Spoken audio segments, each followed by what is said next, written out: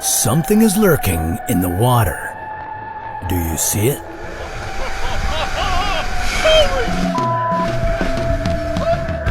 Close calls like this happen with whales more often than you might expect.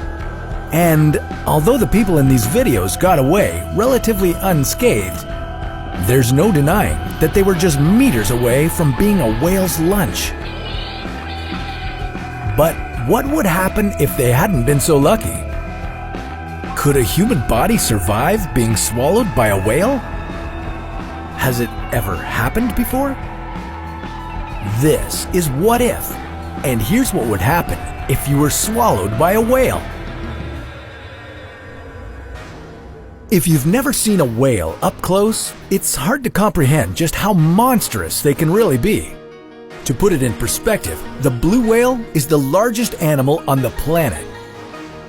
Its tongue alone weighs as much as an elephant, and it can fit anywhere between 400 and 500 people in its mouth. But we wouldn't have to worry about one of these guys swallowing us anytime soon, because their anatomy makes it nearly impossible. Instead, we should be more concerned with their smaller cousins, sperm whales. In 1891, reports emerged that a man had been swallowed by one of these whales. And although he lived to tell the tale, he would never be the same again. According to the story, James Bartley was swallowed when a whale attacked his ship, and he wasn't retrieved until the following day. When the crew found and killed the whale, they quickly brought it on board their ship and cut it open, revealing an unconscious but very alive James Bartley. His face and arms were bleached white, and he was blind, all thanks to the stomach acids of the whale.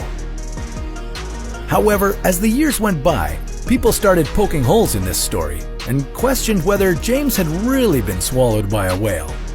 I mean, wouldn't the stomach acids do more damage than just bleaching his skin? Well, with the power of science, we took a closer look, and we quickly discovered that if you get swallowed by a whale, coming back out with shiny white skin would be the least of your worries. Okay, so the first thing you'd have to worry about once you were swallowed would be getting shredded to pieces by the sperm whale's impressive set of teeth. Each tooth is approximately 20 centimeters long. That's about the length of an average chef knife, and whales have anywhere from 40 to 50 of these. Let's say you're lucky enough to make it past all of them. Next, you'd begin your descent down the throat.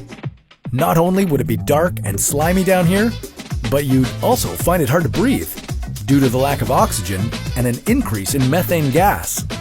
As the whale's throat muscles constricted in and out to help force you down, you'd also start to feel hydrochloric acid beginning to eat away at your skin. I know what you're thinking. We just got into this whale and James Bartley's story already seems pretty fishy. Well, you're not wrong, but what would be the fun in stopping now? So next, you'd be dropped into the first and largest of the whale's 4 stomachs.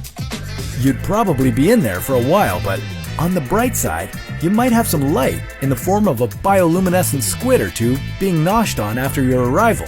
Sperm whales love neon flying squid.